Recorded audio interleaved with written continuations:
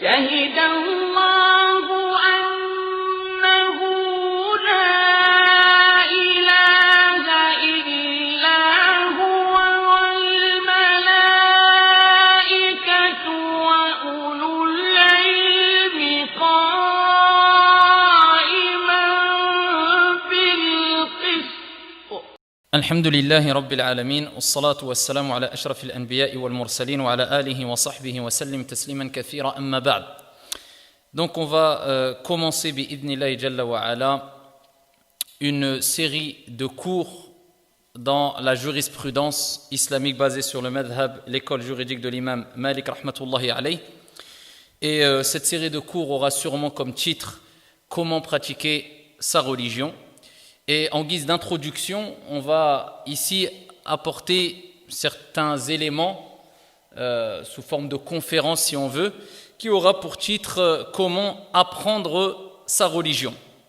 Et il y aura c'est une sorte aussi d'introduction au fiqh de façon générale et au fiqh, à la jurisprudence, au droit malikite, plus précisément, incha'Allah ta'ala. وَبِاللَّهِ التَّوْفِيقِ وَلَا حَوْلَ وَلَا قُوَّةَ إِلَّا بِاللَّهِ.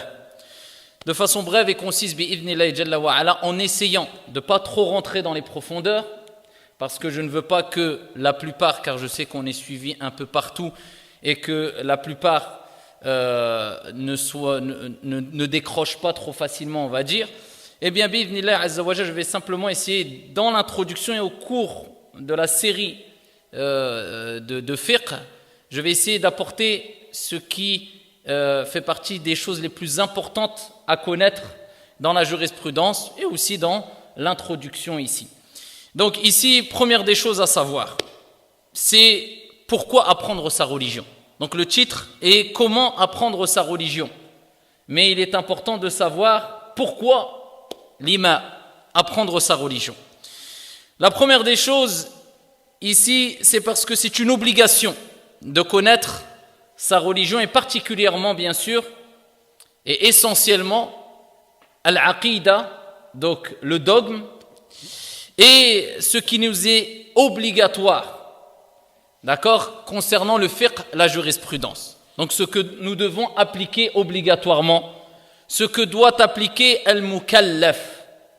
Donc al-mukallaf, c'est la personne responsable, c'est-à-dire celui qui a atteint la puberté et celui qui est saint d'esprit. C'est lui le mukallaf, le responsable. C'est lui qui est concerné par les obligations et les interdictions, etc. dans la religion. Donc c'est une obligation donc, de connaître sa religion et particulièrement, comme on a dit, avoir une bonne aqida, d'accord, et connaître ce qui nous est obligatoire dans la jurisprudence, comme as-salah, la prière, comme as-siyam, le jeûne, comme faire le pèlerinage, d'accord, le petit et le grand pèlerinage, etc. Eh bien, quand nous parlons de fiqh, c'est une science large qui concerne les actions telles la prière, le jeûne, etc. Donc, à travers le fiqh, on va apprendre à prier, à faire ses ablutions, à jeûner, à laver un défunt, à se marier, à faire du commerce, etc. Et le dogme al-aqida, c'est la science qui s'intéresse plutôt à la foi, le credo. Donc quand on parle de fiqh, c'est des actions pratiques. Quand on parle de aqida, c'est ici ce qui concerne la foi. Eh bien, la foi en Allah Azza wa Jal, en ses anges, en ses livres, en ses prophètes, au jour dernier, au destin bon ou mauvais, et c'est ce qu'on appelle les piliers de la foi. Donc là, quand on parle de aqida, on ne parle pas de fiqh, on ne parle pas d'action, de ce qui va être mis en application, qui va être pratiqué. Ça, c'est autre chose. Et il est important de connaître sa aqida, d'accord, et la bonne aqida. Et pour cela, je vous renvoie, et ça, l'akh, tu la noteras, incha'Allah ta'ala, directement, la muqaddima qu'a fait Ibn Abi Zayd al-Qayrawani al-Maliki, rahimahullah ta'ala, qui était appelé le petit Malik. Eh bien, ici, il a fait une muqaddima dans son livre connu, Al-Risala, et c'est un livre qui concerne la jurisprudence, Donc, ici la prière, le jeûne, les ablutions, le pèlerinage, la vente, etc. Mais en introduction, ici pour rappeler l'importance de la aqidah, eh bien il a fait une muqaddima où il a rappelé quelle était la aqidah saine des gens de la sunna, des pieux prédécesseurs, qu'avait son imam, son shir, l'imam Malik rahmatullahi alayh. Donc ici je vous renvoie à cette muqaddima.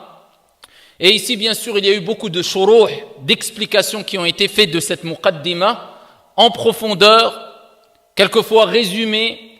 Mais lire simplement cette muqaddima sans explication déjà nous donne une base et nous rappelle quelle est la croyance qu'avait l'imam Malik, rahimahullah ta'ala, contrairement à ce que certains prétendent. Donc ça, l'imam Ibn Abi Zayd al-Qayrawani a rappelé quelle était la aqidah de façon générale authentique et de façon plus particulière la aqidah de l'imam Malik rahmatullahi alayh. Ici, avant de continuer et de rentrer plus en profondeur, on va rappeler encore d'autres points qui concernent cette question ou qui répondent à la question ici, pourquoi apprendre sa religion? Parce que les mérites sont nombreux aussi. D'accord, les mérites sont nombreux. Et avant cela, avant de parler des mérites, il est important de rappeler le hadith où le prophète alayhi salatu wassalam a dit, très connu, talabul ilm faridatun ala kulli muslim. La demande, l'apprentissage de la science est obligatoire pour tout musulman. D'accord? Et ça, c'est un hadith rapporté par Ibn Abd al-Barr, rahimahullah ta'ala. Les mérites sont nombreux, ce qui doit nous motiver. Et quand on parle de mérite, c'est quelque chose qui nous motive, c'est pour nous motiver aussi.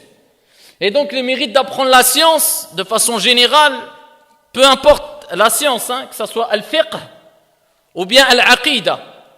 D'accord? Parce que la législation, quand on parle de science, en général, on parle de deux grands principaux pôles, si on veut, ou sujets. Ce qui concerne al-aqidah et ce qui concerne al-fiqh. D'accord? Eh bien, le prophète alayhi salatu wassalam a dit ad-dunya mal'una mal'unun ma fiha illa dhikra Allah wa ma walah wa aliman wa muta'alliman. Hadith très connu rapporté ici par At-Tirmidhi wa ghayruh. Le prophète, il a rappelé que ad-dunya, la vie tout entière, est maudite, c'est-à-dire blâmable. Tout ce qui te préoccupe, qui te détourne de la science, qui te détourne de l'au-delà, qui te détourne de la religion, eh bien ça, c'est blâmable. D'accord? Mal'ounun ma fiha illa, tout ce qui est dedans est maudit, c'est-à-dire blâmable, sauf dhikr Allah wa ma walah, le rappel d'Allah Azza wa Jal, et ce qui s'ensuit, c'est-à-dire, comme on dit certains savants, les actes d'obéissance.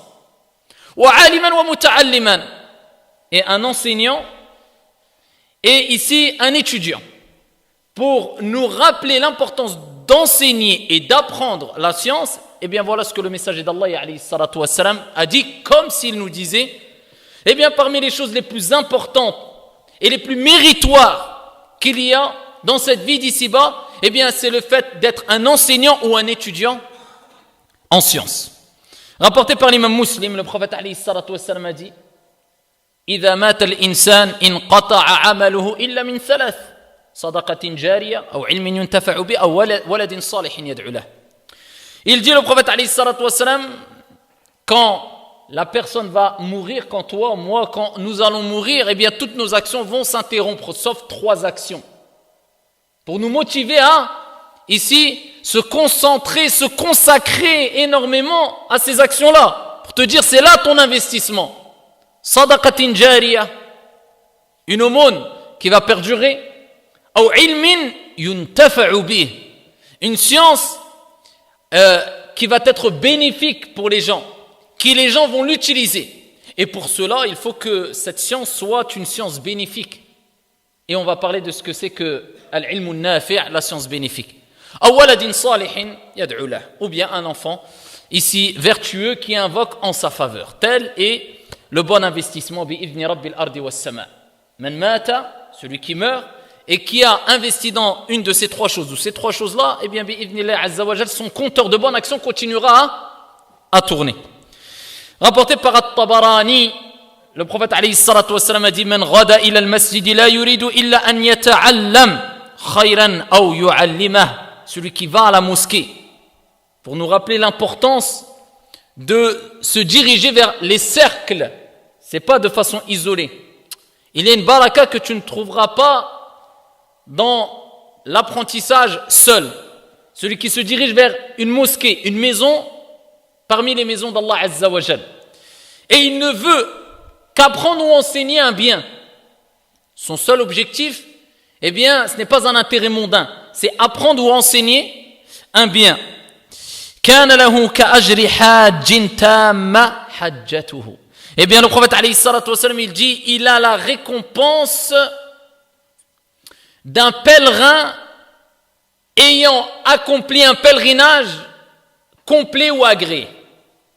Celui qui va à la mosquée pour enseigner ou apprendre un bien, comme vous tous, insha'Allah ta'ala, eh bien là, vous repartez avec la récompense, insha'Allah ta'ala, ce soir, ici, qu'aura acquis et qu'aura eu une personne qui aura été au pèlerinage pour accomplir un pèlerinage qui est agréé par Allah Azza wa Jal. Tu gagnes un hajj. La récompense. Pourquoi apprendre sa religion? Troisième chose, pour ne pas s'égarer. Parce que l'apprentissage de la religion, c'est une lumière. C'est connu cette parole, al-ilmu nour.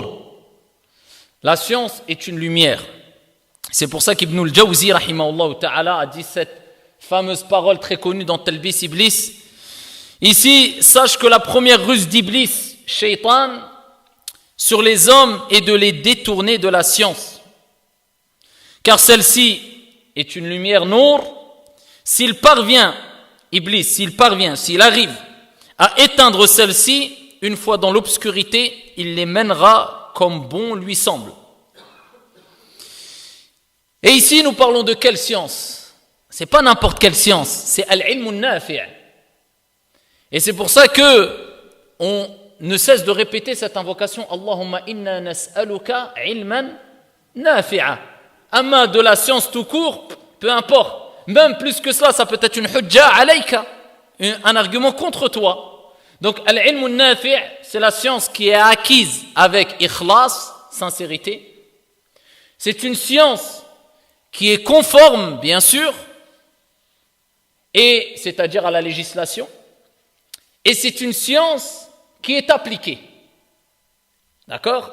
Amma si tu manques à un de ces trois points, ou un de ces trois piliers, cela va faire de toi une personne qui n'aura pas acquis une science bénéfique. Bien au contraire, ça peut être une cause, dans certains cas, de ton entrée en enfer, wal-'iyadhu billah.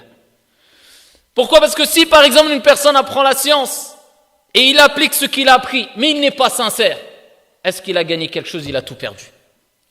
Si une personne apprend une science mais qui n'est pas conforme à la législation, c'est une mauvaise science due à une mauvaise compréhension, il n'a rien gagné, bien au contraire. Et si une personne apprend de la science avec sincérité mais il ne met rien en application, eh bien ce n'est pas bénéfique pour lui, bien au contraire. C'est un argument contre lui, wal-'iyadhu billah. Et les preuves en sont nombreuses dans le Coran et dans la Sunna. Comment apprendre la religion? Al-ilm, ad-din, la science, la religion, eh bien s'apprend en respectant des points essentiels. Il faut déjà apprendre avec ikhlas, sincérité. Et c'est pour ça que le prophète alayhi salatu wassalam a mis en garde contre le fait d'apprendre al-ilm, pas pour satisfaire Allah Jalla wa Ala, mais au contraire, pour d'autres choses.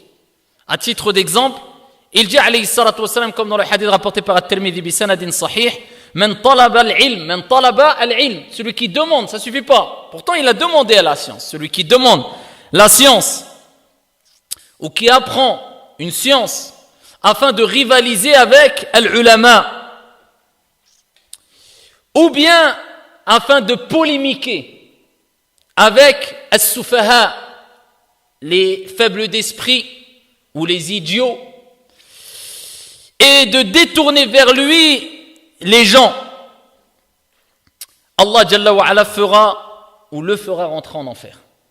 Donc celui qui apprend la science simplement dans le but de rivaliser avec l'ulama, ou débattre, polémiquer avec as-sufaha, ou bien attirer le regard des gens vers lui, Allah le fera entrer en enfer, wal-'iyadhu billah, adkhalahu Allahu an-nar. Comment apprendre la science? En faisant ad-du'a aussi, des invocations. Et c'est ce qui va t'aider à acquérir une science bénéfique, car même le prophète alayhi salatu wassalam, eh bien, a reçu la recommandation d'Allah Jalla wa Ala qui est وَقُلْ رَبِّ زِدْنِي عِلْمًا. Allah Jalla wa Ala dit au prophète alayhi salam et dit: ô mon Seigneur, accrois ma science. S'il a été demandé au prophète alayhi salam d'invoquer Allah Azza wa Jalla en lui demandant qu'il accroît sa science, que dire de toi et de moi? Donc, et ça c'est une preuve que cela est bénéfique pour acquérir une science, préserver la science qu'on a acquis et pour que ça soit une science bénéfique. Invoque Allah Azza wa Jalla et augmente cette invocation de façon spécifique. Rabbi zidni ilma. Ou bien Allahumma inni as'aluka ilman nafi'a. Oh Allah, je te demande une science bénéfique. Ces deux invocations sont indispensables pour l'étudiant en sciences tout au long de sa vie. Rabbi zidni ilma et Allahumma inni as'aluka ilman nafi'a. D'accord? Et aussi parmi les moyens qui nous permettent d'acquérir une science bénéfique, c'est de craindre Allah Jalla wa Ala. Et c'est pour ça qu'Allah Azza wa Jalla dit dans le Coran: Wattaqullah wa yu'allimukumullah. Et craignez Allah et Allah vous enseignera. Et Allah a rappelé que si on veut al-ilm, eh bien alayka bittaqwallahi Azza wa Jalla, tu dois craindre Allah subhanahu wa ta'ala. Et la crainte d'Allah Azza wa Jalla, c'est connu, c'est d'abandonner les actes de désobéissance et d'obéir à Allah Jalla fi'ula. Eh bien, plus tu craindras Allah, plus tu obéiras à Allah Azza wa Jal, et plus tu t'éloigneras des péchés, des actes de désobéissance, et plus Allah te facilitera ici le fait d'acquérir al-ilm, la science bénéfique. Et c'est pour ça qu'il y a plus d'un savant qui a rappelé que parmi les obstacles ou ce qui empêchait la personne d'acquérir de la science, ou ce qui empêchait à la personne ou à l'étudiant en sciences de retenir la science, c'était al-dhunub wal-ma'asi, les péchés, les actes de désobéissance. Comme l'imam al-Shafi'i a rappelé, rahimahullah ta'ala, dans sa fameuse parole, quand il disait « Shakawtu ila waki' min su'i hifzi » je me suis plaint à Waki' mon shir, de ma mauvaise, ça c'est l'imam Shafi'i qui dit, Allah al-Musta'an, de ma mauvaise mémorisation. Eh bien, il m'a recommandé arshadani ila tarkil ma'asi, il m'a recommandé, il m'a indiqué, recommandé d'abandonner les actes de désobéissance. Car cette science, car cette science, al-ilm, c'est une lumière. Et la lumière d'Allah n'est pas donnée aux désobéissants. Et les exemples en sont nombreux. Parmi les points à retenir pour savoir et comprendre comment apprendre al-ilm, c'est de retenir ça. Occupe-toi de ta science et délaisse la médisance. Occupe-toi de ta science, al-ilm, parce qu'une personne qui s'occupe de la science, je ne vois pas comment il a le temps de s'occuper de Foulan et Allan. Occupe-toi de ta science et délaisse al-ghiba wa al-namima, la calomnie. D'accord? Le prophète alayhi salatu wassalam a dit, dans le hadith rapporté par At-Tirmidhi, celui qui suit les défauts de son frère musulman. Pourquoi j'insiste sur ce point-là? Parce que c'est devenu, ici, quelquefois,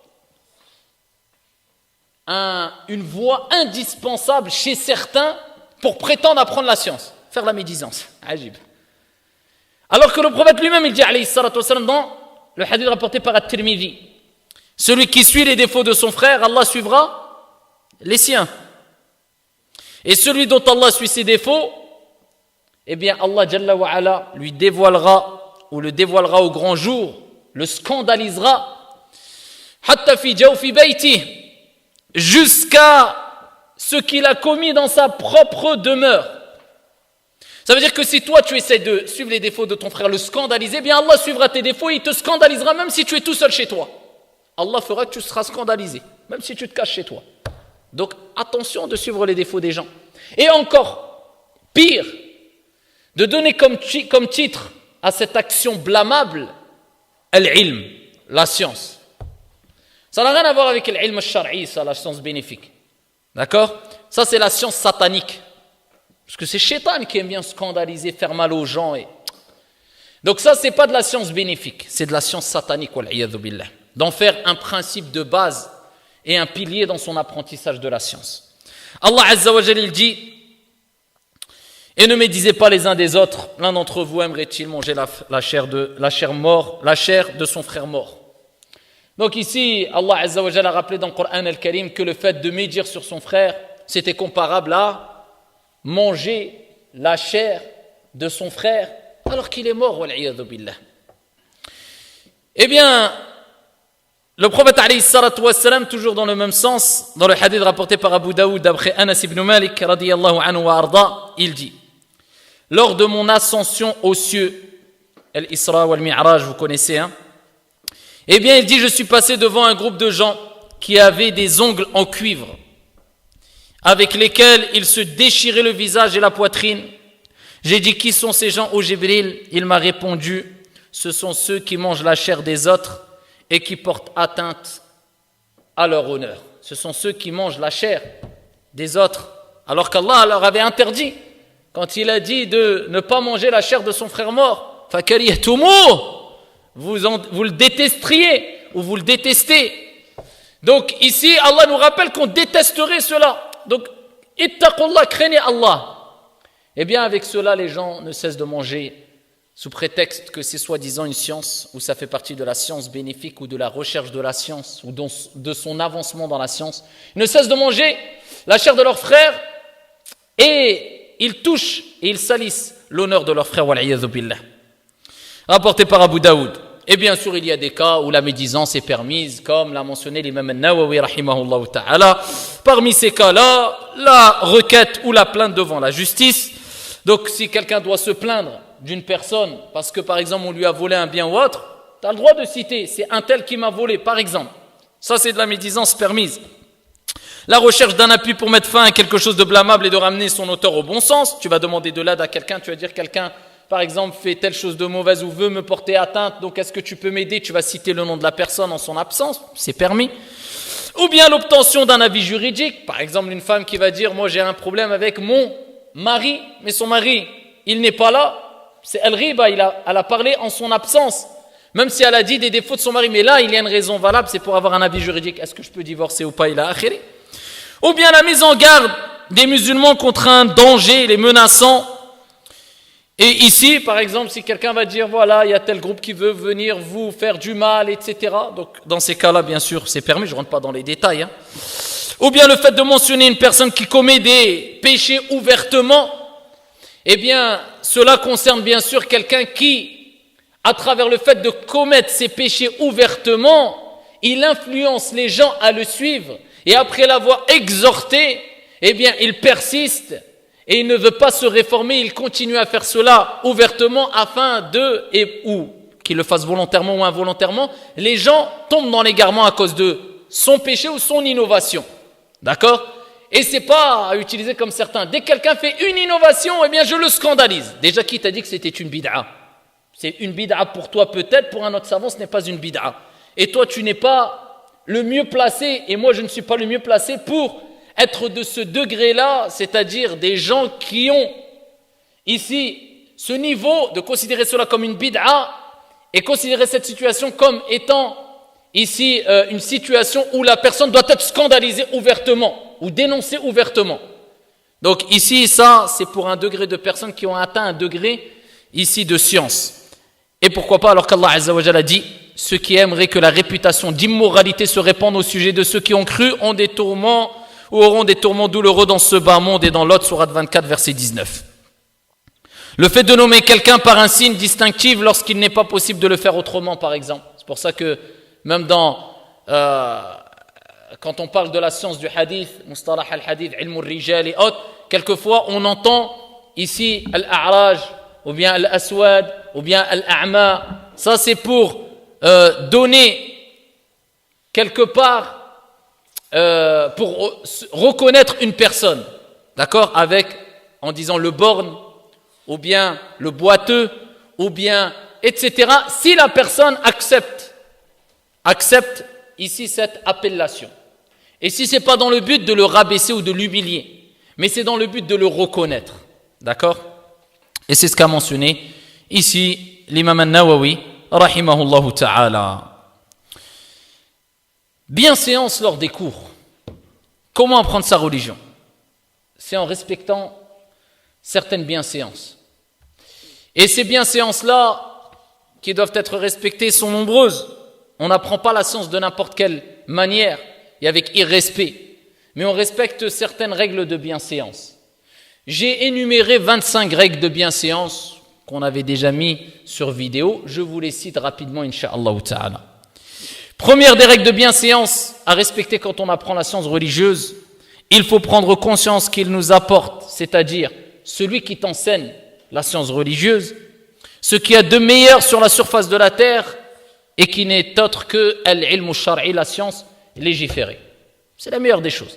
Parce que sans science, tu ne pourras pas ici adorer Allah Azza wa Jal comme Allah subhanahu wa ta'ala le veut, et Allah nous a créé que pour l'adorer. Wa ma khalaqtul jinna wal insa illa liya'budun. Deuxième des choses, il ne faut jamais refuser son enseignement, même si celui-ci semble sévère ou rude. Celui qui t'enseigne la science, il t'enseigne ce qu'il y a de meilleur. Donc même si quelquefois ça te paraît rude, dur, pesant, il ne faut pas la refuser. Troisième des choses, on ne doit jamais négliger de l'honorer aussi bien en sa présence qu'en son absence durant toute sa vie et après sa disparition. Pourquoi ? Parce qu'il t'a apporté ce qu'il y a de meilleur. Le meilleur repas pour l'âme, c'est al-ilm al-shar'i. Quatrième des choses, il est comme le père, il faut toujours le saluer avec respect. On peut l'embrasser sur le front s'il est d'accord, on peut également lui baiser la main pour les hommes seulement. Et ceci, c'est les règles de bienséance qu'ont mentionné les gens de science. Les règles de bienséance que doit avoir l'étudiant en sciences vis-à-vis de son shir. Et bien sûr, ceux qui enseignent la science ont des différents niveaux dans la science.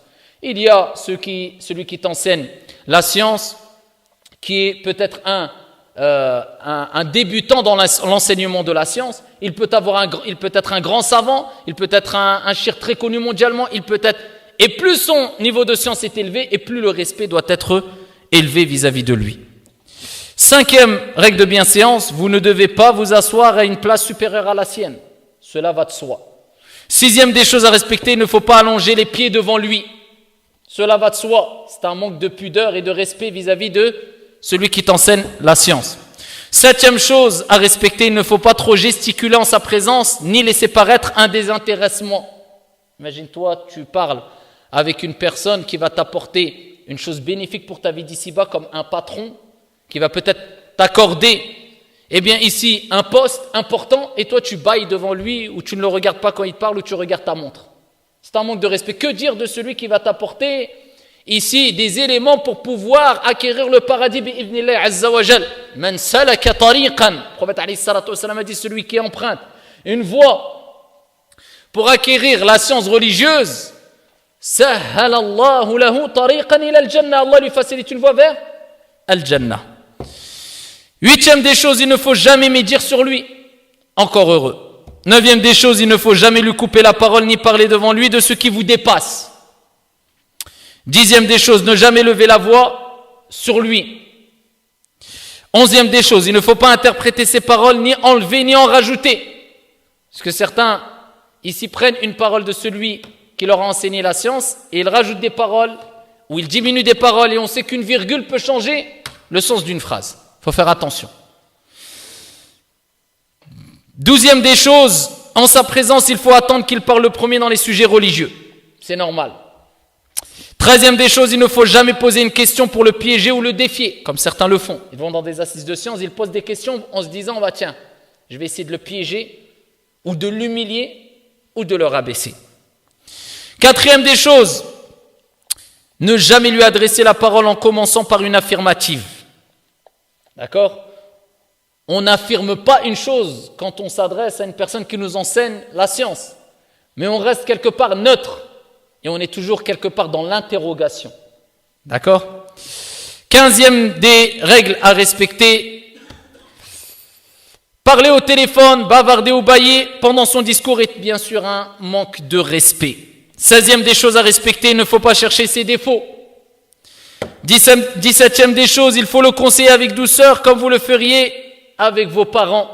Et c'est pour ça que certains savants disent que celui qui t'enseigne la religion doit être respecté comme tes parents, si ce n'est plus, car il t'apporte ce que même tes parents ne peuvent pas t'apporter dans certains cas. C'est quoi ? Al-ilm al-shar'i, la science légiférée. Ad-dunya mal'una mal'unun ma fiha illa dhikra Allah wa ma wala wa 'aliman wa muta'alliman. 16e des choses, il ne faut pas chercher ses défauts. 17e des choses, il faut le conseiller avec douceur comme vous le ferez avec vos parents. Je reviens sur les choses précédentes. 18e, il ne faut pas oublier que sa compréhension des textes est supérieure à la vôtre. Donc quelquefois, celui qui t'enseigne ne va pas te donner tous les éléments. Donc peut-être tu vas pas comprendre la chose comme lui l'a comprise et tu vas être pris d'étonnement et tu vas même peut-être commencer à douter alors que lui ne t'a pas donné tous les éléments parce qu'il l'a jugé censé de ne pas te donner tous les éléments aujourd'hui. 19e des choses, il ne faut pas lui tenir tête longuement.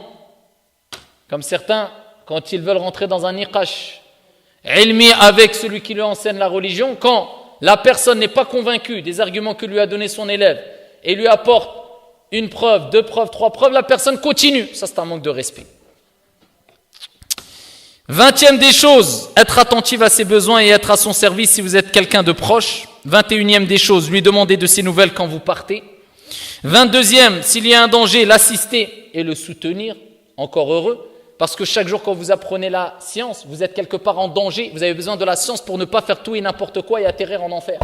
Donc lui de même, quand il se retrouve en danger, tu dois être là pour l'assister. 23e des choses, il faut invoquer Allah Jalla wa Ala en sa faveur. 24e des choses, il ne faut pas oublier qu'il porte une lourde charge sur ses épaules. Et 25e des choses, ne pas oublier qu'il ne souhaite que votre bien et pas votre mal. Ça, c'est les bienséances lors des cours. Et c'est comme ça qu'on apprend la science aussi. Comment on apprend la science? En étant régulier dans l'apprentissage et la révision. Parce que si une personne n'est pas régulier dans son apprentissage et dans sa révision, eh bien, il risquerait de tout oublier. Et ça, ce n'est pas une science bénéfique. Et pourquoi pas? Alors que la base de la science, c'est Al-Qur'an Al-Karim. Et le prophète alayhi salatu wassalam nous a rappelé que le Qur'an, traduction dans le sens, était plus fugace que des chameaux qui étaient mal attachés ou pas attachés. Donc si le Coran, qui est la base de la science, quand on ne le révise pas et on n'en prend pas soin et on n'est pas régulier dans sa révision, s'échappe, que dire des autres sciences? Donc ça, c'est une preuve que toute science, eh bien si on ne la révise pas, on ne la préserve pas, elle va disparaître. Peu importe quel degré de science tu as acquis, peu importe quel savant, s'il ne préserve pas sa science en la révisant et en restant baigné dans la science, eh bien cette science risquera de partir. Et un des sujets maintenant qui nous importe particulièrement et qui est une réponse à l'interrogation comment apprendre sa religion, eh bien c'est la réponse suivante. En suivant une école dans le fiqh. En suivant une école juridique. D'accord? Et ceci est impératif. Ça, c'est impératif pour celui qui veut apprendre la science religieuse. Donc là, j'en avais déjà parlé dans la série de cours concernant découverte scientifique des 4 écoles juridiques. Je vais faire un petit résumé. Parce que quand quelqu'un dit « Comment je vais apprendre la science ?» si on ne lui répond pas en suivant une école juridique, eh bien, on ne pourra prétendre qu'on lui a répondu. Peu importe les arguments qu'on lui a donnés à la suite. C'est pas possible. Si quelqu'un te dit « Comment j'ai appris la science ?» et dans tes réponses, tu ne lui as pas dit « En suivant une école juridique », tu ne lui as pas répondu à la question.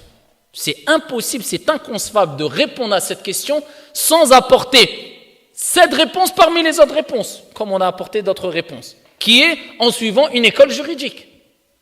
Parce que ça, c'est la voie qu'ont utilisé tous les plus grands savants qui ont existé dans l'histoire de l'islam jusqu'à aujourd'hui, et cela jusqu'à la fin des temps. Donc si toi, tu prétends apporter une autre réponse que celle-là, eh bien, tu t'es écarté de la voie qu'ont suivi tous les savants à travers toutes les époques. Et c'est pour ça que quand nous évoquons les savants, on entend souvent une référence à une des écoles juridiques ressortir. Ibn Rajab al-Hanbali, al-Shatibi al-Maliki, al-Nawawi al-Shafi'i, ila akhiri. Donc on entend souvent ces mots-là, Hanbali, Shafi'i, Maliki, Hanafi.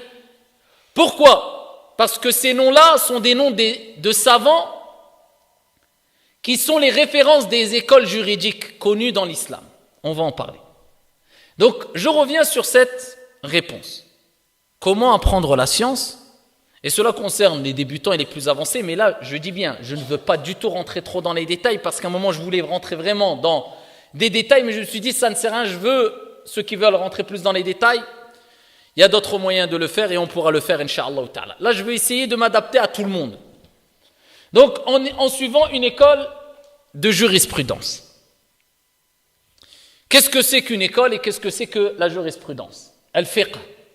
Al-fiqh, c'est la jurisprudence. On est d'accord?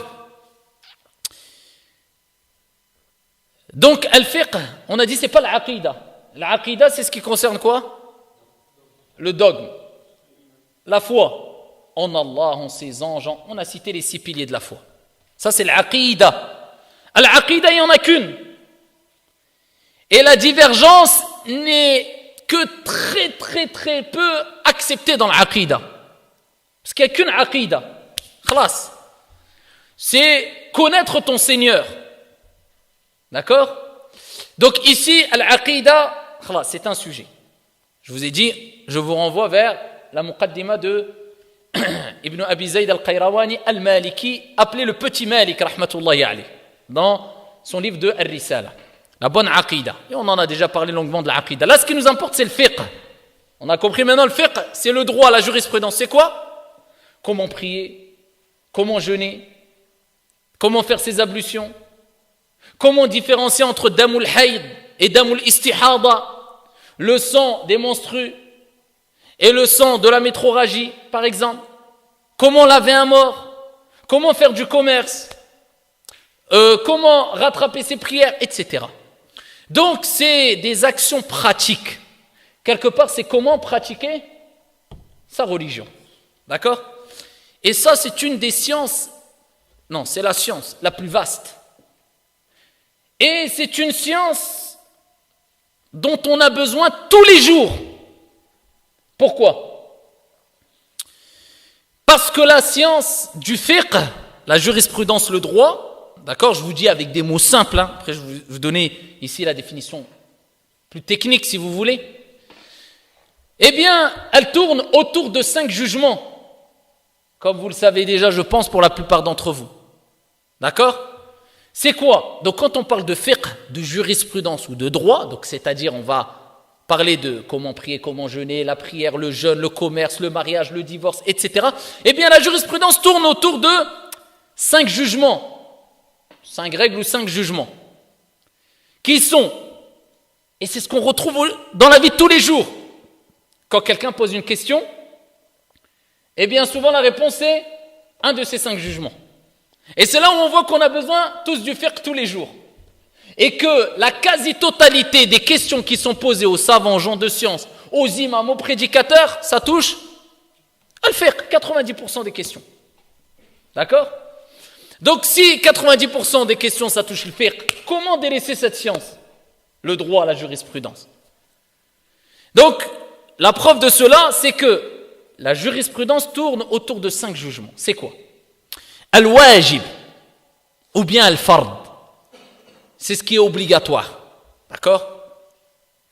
Il y a la deuxième des choses, le deuxième jugement, c'est al-haram, ce qui est interdit. Troisième des choses, al-masnoun ou bien sunnah, ce qui est préférable.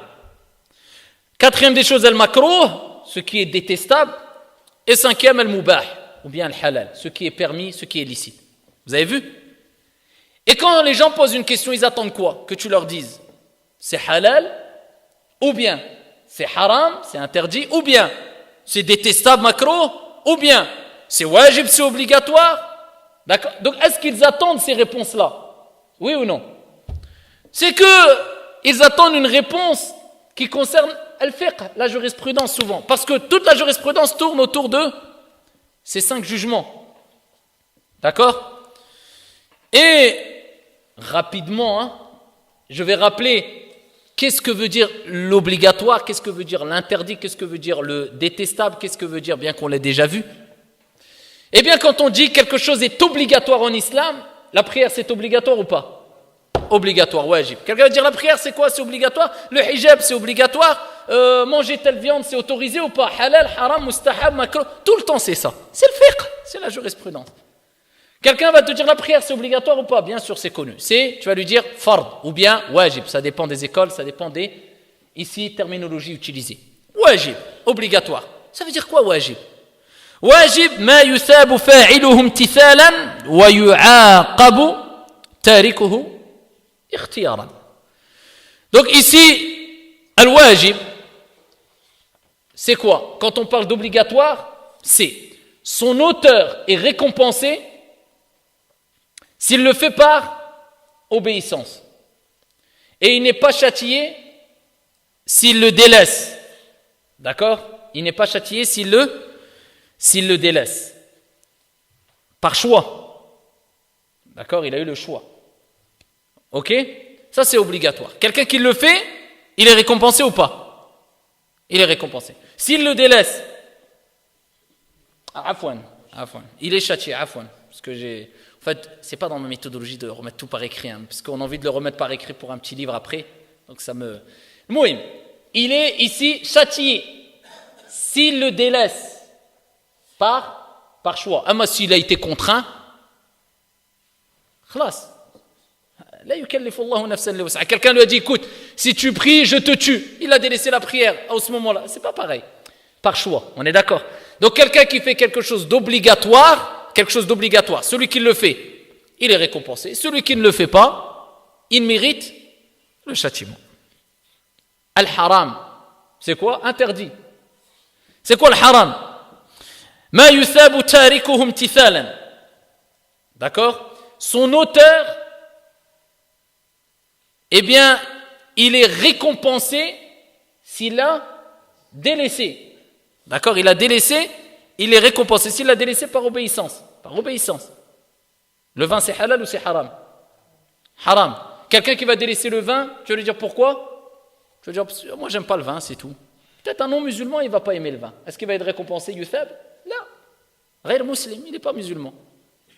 Imtithalan, par obéissance. D'accord? Et donc, وَيَسْتَحِقُّ فَاعِلُهُ الْعِقَابِ. Celui qui le fait, il mérite le châtiment. Il mérite. Après, le jugement incombe à Allah Azza wa Jal. Il mérite. Ça, c'est haram. Vous avez compris? Quelqu'un qui fait quelque chose d'interdit, eh bien, il le fait, il mérite le châtiment. Il ne le fait pas, il mérite la récompense. Al-masnoun, ce qui est sunnah, quand on dit sunnah, al-masnoun, ou bien al-mustahab, eh bien, ma yuthabu fa'iluhu imtithalan. Celui qui va faire une chose qui est sunnah recommandée en islam, eh bien, il mérite la récompense. Et s'il le délaisse, eh bien, à ce moment-là, il ne mérite pas de châtiment. Parce que c'est une sunnah, c'est recommandé, quelque chose de préférable. Al-makruh, quand on dit c'est makruh, c'est détestable. Ma yuthabu tarikuhu imtithalan. Quelque chose qui n'est pas haram, interdit, mais makruh, détestable. Celui qui le délaisse, eh bien, il mérite la récompense. C'est makruh, c'est détestable, c'est pas haram, mais il dit, c'est makruh, je le délaisse. Il mérite la récompense. D'accord? وَلَا يُعَاقَبُ فَاعِلُهُ وَإِنْ كَانَ مَلُومًا. Et celui qui fait quelque chose qui est makruh, on va dire c'est makruh ça mon frère, dans tel madhab, tel savant dit c'est makruh, mais quelqu'un va le faire quand même. Est-ce qu'il mérite le châtiment? D'être châtié? Non. Mais il est quand même blâmé.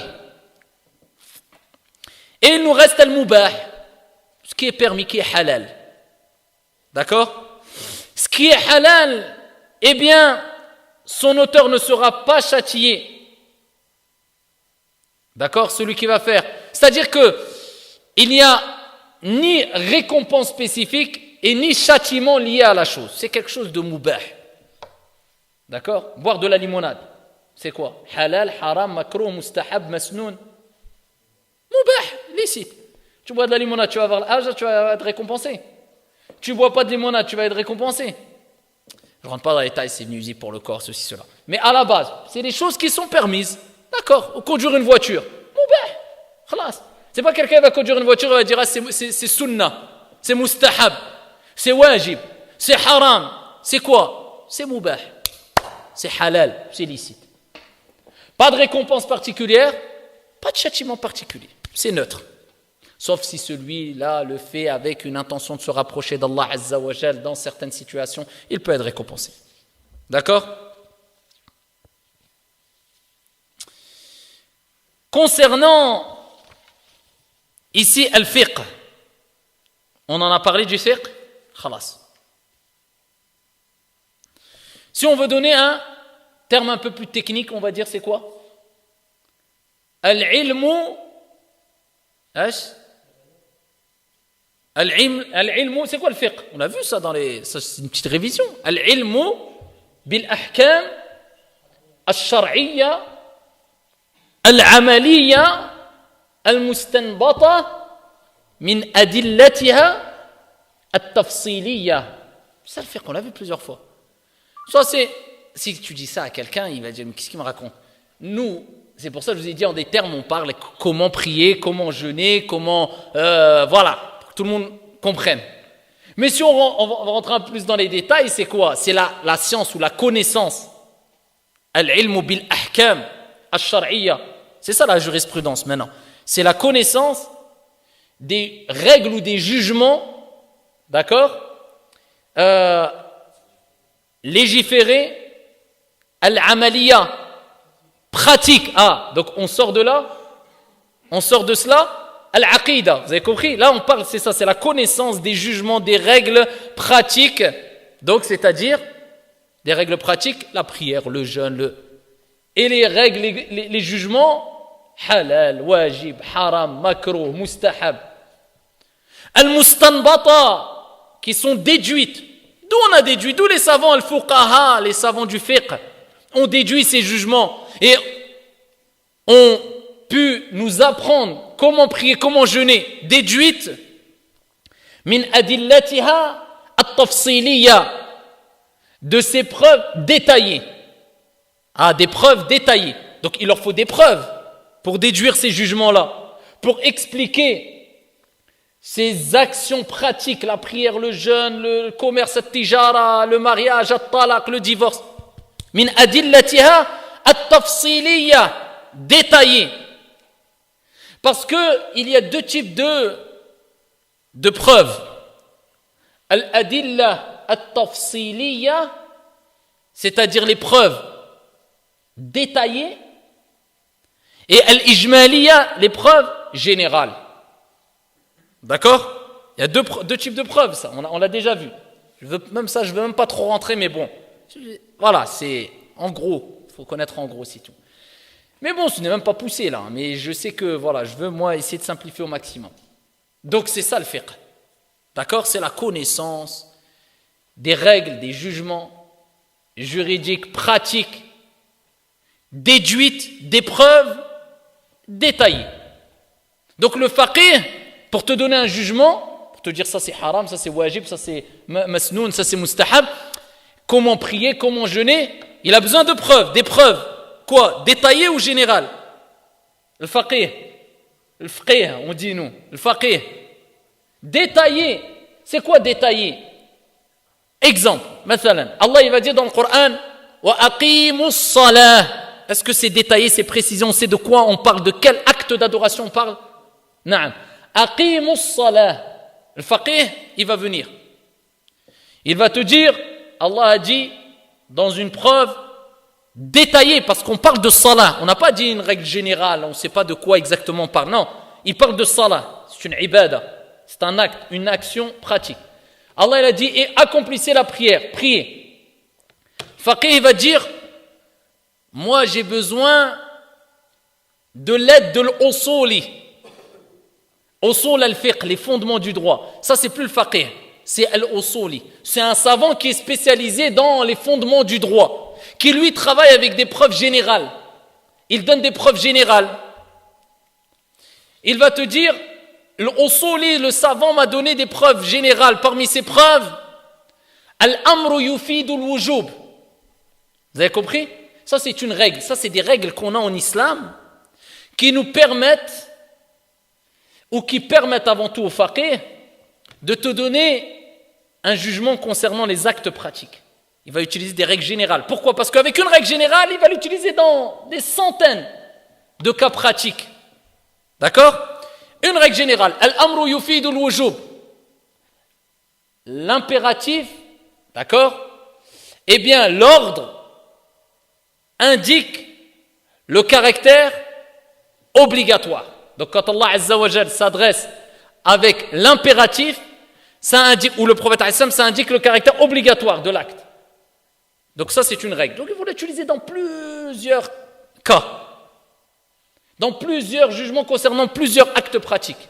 Il va regarder quand Allah il ordonne, quand Allah il recommande, quand le prophète ordonne, quand le prophète recommande. Et ils vont travailler avec les autres règles aussi, et les autres ahadiths. Et ils vont dire, tant qu'il n'y a pas une preuve qui prouve clairement que ce n'est pas obligatoire, eh bien il y a une règle qui est al-amru lil wujub ou bien al-amru yufidu al-wujub. Et bien, il va te dire, la règle a dit, l'impératif, quand Allah il parle à l'impératif, il ordonne une chose avec l'impératif, ça indique le caractère obligatoire. Donc là, moi, je vais prendre la preuve détaillée. Wa aqimus salah. D'après cette règle générale, je vais te dire que la prière est obligatoire parce qu'Allah il a dit, accomplissez, c'est un impératif, la prière, elle est, son jugement, c'est quoi? Wajib. Voilà, et le faqih va te dire, la prière c'est wajib, ça c'est fard, ça c'est haram, ça c'est makro. La prière, voilà comment tu pries, voilà comment tu jeûnes, vous avez compris? Donc ici, ça c'est concernant le fiqh, au point de vue juridique. Au point de vue de la langue, le fiqh, c'est quoi? C'est al-fahm. Quand on parle de fiqh, au point de vue de la langue arabe, pas au point de vue juridique islamique, c'est au point de vue de la langue arabe, le fiqh c'est al-fahm, c'est la compréhension. Et c'est pour ça que le prophète alayhi salatu wa sallam a dit, man yuridillahu bihi khayran yufaqqihhu fi din. Celui à qui Allah veut du bien, il va lui yufaqqihhu fi din, il va lui donner la compréhension de la religion. D'accord? Mais apprendre le fiqh, ça fait partie de la bonne compréhension. Donc dans ce hadith-là, les deux ça englobe les deux choses. La définition au point de vue de la langue et la définition au point de vue juridique. Donc celui à qui Allah veut du bien va lui donner la compréhension de la jurisprudence islamique. D'accord?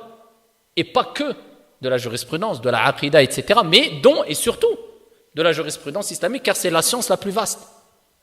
Donc ça englobe les deux choses, ce hadith-là. Ça n'englobe pas que la compréhension au point de vue de la langue.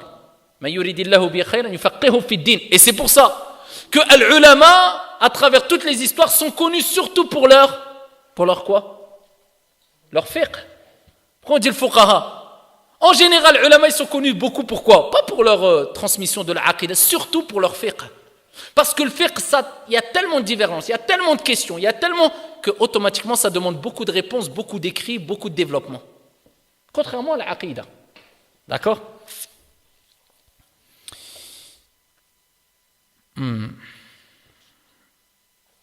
Pas entrer trop dans l'état dans ça. Vous avez compris c'est quoi le fiqh? Fiqh, c'est ça. Maintenant, j'ai donné la réponse de comment apprendre sa religion en suivant une école juridique, une école madhhab. Donc, comment apprendre sa religion? En apprenant le fiqh. Mais comment je vais apprendre le fiqh? Il faut que je rentre dans une école. C'est où que tu apprends, dans la rue ou dans une école? Dans une école. Parce que apprendre dans une école, ça te donne toujours une certaine, comment on va dire ça? Un encadrement, une organisation, un bon suivi, une méthodologie. Tu montes de niveau, c'est carré une école. C'est comme ça. Eh bien, tu suis une école juridique. Une école, on appelle ça madhhab. Quand vous entendez madhhab, c'est une école juridique. Une traduction d'une école juridique, avec mes mots pour simplifier. J'ai écrit ici, c'est une école de droit, de fiqh, de jurisprudence. D'accord? C'est une école de jurisprudence établie sur une méthodologie et des fondements élaborés par un savant qui a atteint le plus haut degré d'ijtihad. D'accord? C'est ça une école juridique. C'est-à-dire que c'est une école de droit. Tu rentres dans une école. En fait, ça y est. Tu n'es plus quelqu'un qui est perdu, quelqu'un qui est orphelin quelque part. Non, tu es suivi, ça a été encadré, tu es pris en main. Suivre une école, c'est ça. Tu es pris en main. Tu es couvert. Ça veut dire que quand tu parles quelque part, voilà, tu vas pas dire n'importe quoi, parce que ça a été couvert. Tu ne fais que répéter ce qu'il y a dans l'école, tu es couvert. Eh bien, une école juridique, c'est une école de droit établie. C'est une école de droit établie sur une méthodologie. C'est pas établi dans le vent. C'est une méthodologie et des fondements. C'est pas sur n'importe quoi. Et vous allez le voir, c'est quoi leurs fondements dans les écoles. Et c'est indispensable. Et toute l'école est bâtie sur ça. Et sans fondement, il n'y a pas de branche, il n'y a plus rien. Parce que les fondements dans toute construction, c'est la base. Donc, une méthodologie et des fondements élaborés par un savant qui a atteint le degré le plus haut de l'ijtihad. L'ijtihad, c'est quoi? L'effort d'interprétation. L'effort que peut donner une personne de science pour aboutir ici à un jugement. D'accord? Eh bien, nous connaissons 4 grandes écoles juridiques. C'est les écoles les plus connues. Il y a eu d'autres écoles, mais Allah Jalla wa Ala a voulu et a décidé ainsi. Il a mis une baraka dans ces écoles, ce qui a fait qu'ils ont perduré à travers les siècles et qui sont restés comme références et les plus grandes références ici à travers toutes les époques. Eh bien, l'école de l'imam Abu Hanifa, donc l'école Hanafite, l'école de l'imam Malik, l'école Malikite, l'école de l'imam Shafi'i et l'école de l'imam Ahmed. Voilà les 4 grands savants qui ont indirectement et involontairement mis en place des écoles juridiques. Dans ces écoles juridiques, dans cette école, il y a des professeurs, comme dans toutes les écoles. Dans chaque école, pour pas que les gens disent « Oui, mais non, on suit le Coran et la Sunna, on suit le savant ». Dans chaque école, il est rapporté qu'à travers toutes les époques qui sont passées, il y a peut-être eu plus de 50 000 savants. 50 000 professeurs, si on veut. Et chacun à différents degrés. Hein. Enfin, chaque catégorie différents degrés de science et de... D'accord? Donc ce n'est pas rien. Quand tu suis une école, tu es encadré pas par qu'un savant. Mais tu es encadré par des milliers de savants. Tu as des milliers de professeurs quelque part. D'accord? Eh bien, les 4 grandes écoles, ils ont pour origine quoi? C'est quoi leur origine? Parce qu'on sait très bien que les 4 grandes écoles ont comme référence les 4 grands savants. D'accord? Ces 4 grands savants-là, déjà, on sait qu'ils ont vécu lors ou pendant les meilleurs siècles. D'accord? Car le prophète alayhi salatu wassalam a dit Khayrun nasi qarni, thumma alladhina yalunahum, thumma alladhina yalunahum. Il a dit les meilleurs des gens, ce sont ceux de mon époque. C'est le prophète qui a dit, c'est-à-dire les compagnons. Ensuite, ceux qui vont venir après, la génération qui va venir après. Ensuite, la génération qui va les suivre encore. Donc, il a parlé des 3 générations. C'est ce qu'on appelle la salaf salih, les pieux prédécesseurs. C'est les meilleurs des générations. Les 3 générations, les pieux prédécesseurs, ceux qui ont vécu pendant ces époques-là, ils ont vécu dans les meilleures générations. Et ces 4 savants ont vécu dans ces générations-là. Donc déjà, ils ont l'éloge de qui? Du prophète alayhi salatu wassalam. Déjà, on parle de qui? De pieux prédécesseurs. C'est eux les pieux prédécesseurs. C'était à leur époque que ça se passait. Et donc, là aussi, on revient à qui? Aux compagnons. Parce qu'il faut savoir que les 4 imams ont pris leur méthodologie et ont été influencés par qui? Par les compagnons. Quelqu'un va nous dire, mais s'ils ont été influencés par les compagnons, comment ça se fait qu'ils ont divergé et qu'ils n'ont pas les mêmes avis juridiques dans certaines questions de jurisprudence? Ah, parce que là on parle de jurisprudence, et sache que dans la quasi-totalité des questions de jurisprudence, il y a divergence. Alors que nous, on nous dit non, quelqu'un va nous dire, moi je préfère revenir aux compagnons et aux prophètes. Qala Rasulullah wa qala as-sahaba. Ça, moi je suis sûr. Sache que les compagnons, ils ont divergé. D'accord? Ils ont divergé. Et la divergence des compagnons, c'est ce qui a provoqué la divergence des écoles. Pourquoi? Parce que les écoles ont été influencées par les compagnons. Donc, l'origine des écoles, c'est les compagnons. Comme l'imam Malik, rahimahullah ta'ala, à titre d'exemple, lui, il a vécu à Médine. Et il a été influencé par ses professeurs qui, eux, ont pris la science des compagnons. C'est pour ça qu'on dit que l'imam Malik, rahimahullah ta'ala, il a mis en place, il fait partie de la silsila al-dhahabiyya, la chaîne de transmission en or dans le hadith. Malik d'après Nafi' d'après Ibn Umar. Voilà, tellement qu'ils étaient proches du prophète. Malik a rapporté de Nafi', Nafi' a rapporté de Abdullah ibn Umar le compagnon, Abdullah ibn Umar a rapporté du prophète alayhi salatu wassalam. Regardez comment c'était proche. Donc, à Médine, parmi les compagnons qui étaient à Médine et qui sont restés, qui ont transmis la science, il y avait Abdullah ibn Umar radiyallahu anhu wa arda. Mais Abdullah ibn Umar, il était en désaccord, en divergence avec d'autres compagnons sur des questions qui, eux, se sont éparpillés dans d'autres contrées. Parce que tous les compagnons, ils sont restés à Médine ou pas? Non. Ils se sont éparpillés. Certains sont partis en Irak et d'autres sont restés à Médine. Et c'était surtout cela qui s'était passé à l'époque. Quelque part, il y avait eu deux grands groupes. Il y avait ceux qui étaient plus en Irak et ceux qui étaient à Médine et Mecca. D'accord? Donc ceux qui étaient à Médine, il y avait Abdullah ibn Umar qui a influencé beaucoup. Donc l'imam Malik, rahimahullah ta'ala, c'est-à-dire que les avis qu'avait Abdullah ibn Umar radiyallahu anhu warda ont influencé la méthodologie qu'avait Abdullah ibn Umar, c'est ce qu'il a enseigné à ceux, aux tabi'in, ceux qui sont venus après, qui eux ont enseigné ça à ceux qui ont été professeurs de l'imam Malik, rahimahullah ta'ala. L'imam Malik a eu cela qui l'a enseigné à ses élèves et qui ses élèves ont enseigné jusqu'à aujourd'hui. Donc c'est quoi? C'est les compagnons. Donc quand tu dis oui mais les compagnons ont divergé, les compagnons ont influencé, ils sont à l'origine des écoles. D'accord?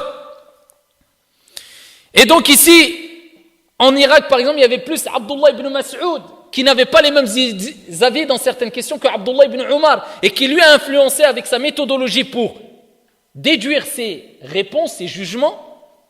Eh bien lui, il a influencé ses élèves qui eux ont influencé leurs élèves, etc. Donc on voit que ici, chacun a été influencé par des compagnons et des avis des compagnons et des méthodologies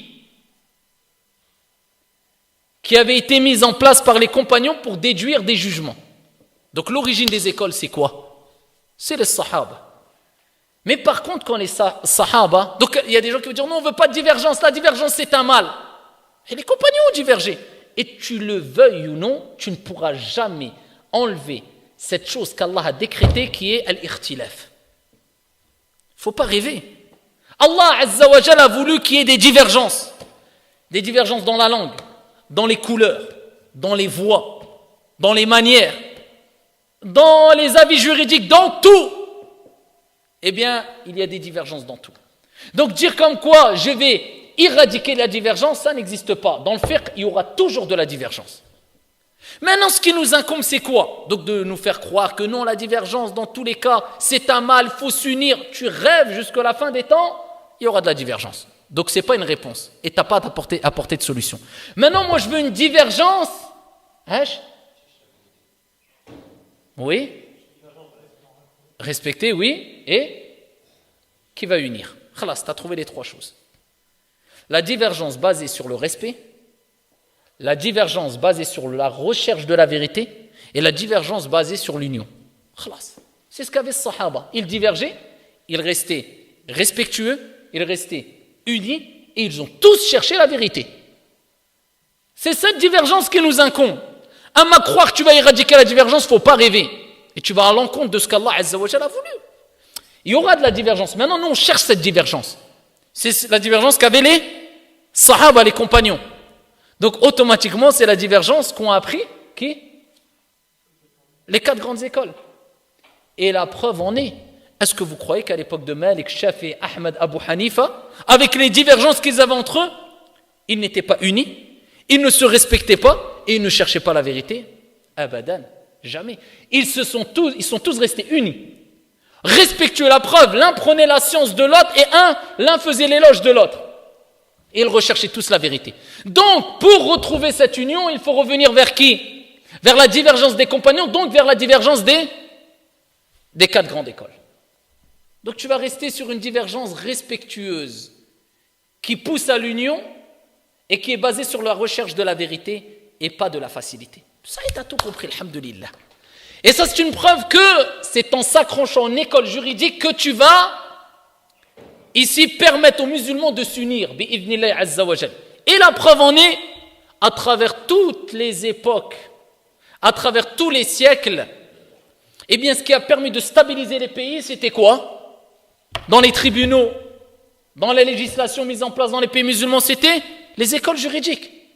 Parce que si tout le monde vient avec une pensée différente, une interprétation différente des textes religieux, imaginez-vous dans tous les tribunaux islamiques, dans les États islamiques à travers l'époque, eh bien chacun aurait dit non, c'est ça la bonne réponse, non, c'est comme ça qu'on doit faire, non, c'est ça la sentence, non, il faut un code, il faut une organisation, il faut un encadrement.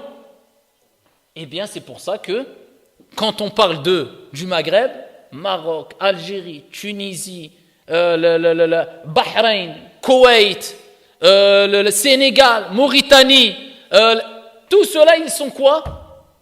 Malikites. C'est-à-dire, c'est ce madhab qui suivait. Pourquoi? Tout le monde prie pareil, tout le monde jeûne pareil, tout le monde fait le hajj pareil, tout le monde sort sa zakat pareil. Est-ce que ça unit ou pas? Quelqu'un va dire non, je veux aller plus loin, je veux unir le monde entier sur une chose. On va lui dire c'est impossible. Donc, arrête de rêver. Donc ce rêve-là, mets-le de côté. Et de toute manière, ça n'a jamais été le but de vouloir. Non, la divergence qui provoque l'union, c'est une divergence basée sur le respect et la recherche de la vérité. Le reste, on t'a jamais dit de vouloir unir toute la planète et tous les musulmans, t'arriveras jamais. On n'arrive même pas à unir les musulmans sur une chose où il y a unanimité dans une mosquée. Tu vas unir tous les musulmans du monde, faut pas rêver. Déjà les écoles, ils ont pu unir et stabiliser des pays tout entiers. Tu veux plus que cela? Déjà refais ça. Reprenons ça à la base. Si tu arrives, après on posera la question, je veux unir tout le monde parce que la différence c'est un mal. D'accord? Donc déjà, alhamdoulilah, quand tu regardes l'Afghanistan, la Turquie, quand tu regardes tous ces pays, ils sont quoi de rite?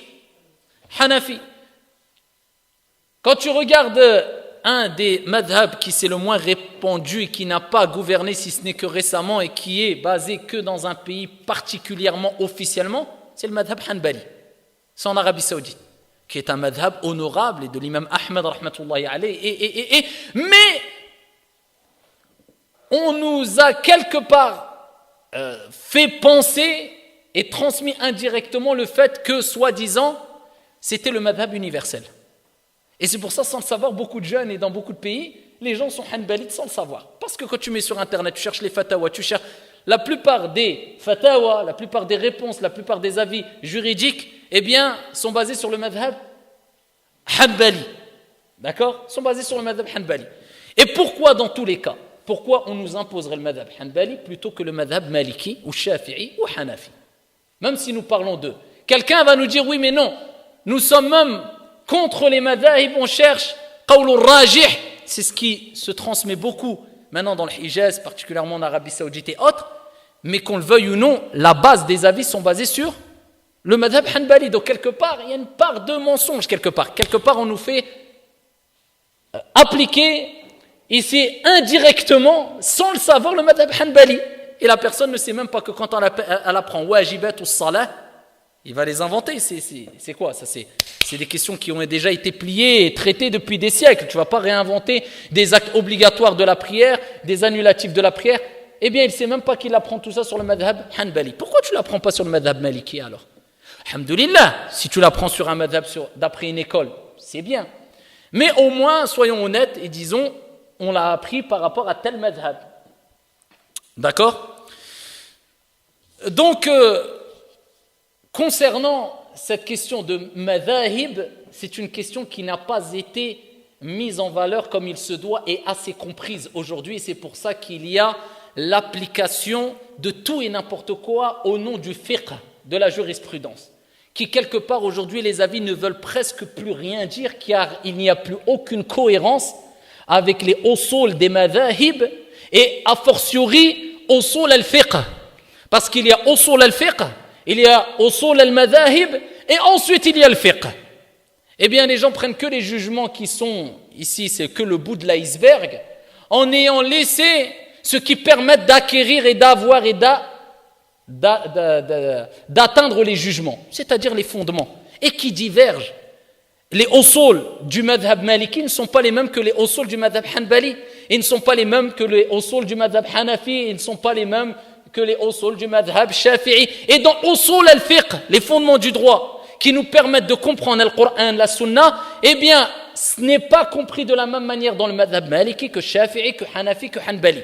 Donc ceux qui nous disaient, mon frère, on suit le Coran et la Sunna, ils n'ont rien compris. Pourquoi? Parce que dans les 4 écoles juridiques, les premiers fondements, c'est quoi? Al-Qur'an wa Sunna, le livre d'Allah et la Sunna. Mais quand on regarde dans Usul al-Fiqh, eh bien le Coran, chez les Malikites, et des versets coraniques et des règles ne vont pas être comprises de la même manière que les Hanbalites ou les Shafi'ites. Pourquoi? Parce que chacun a sa compréhension du Am, du Khas, du Tarsis, du Nasir, du Mansour, pour comprendre le Coran.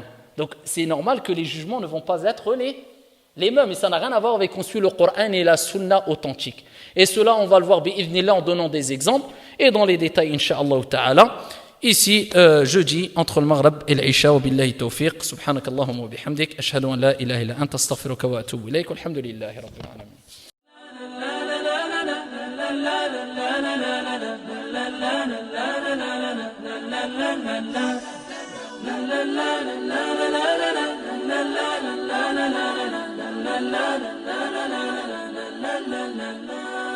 في خير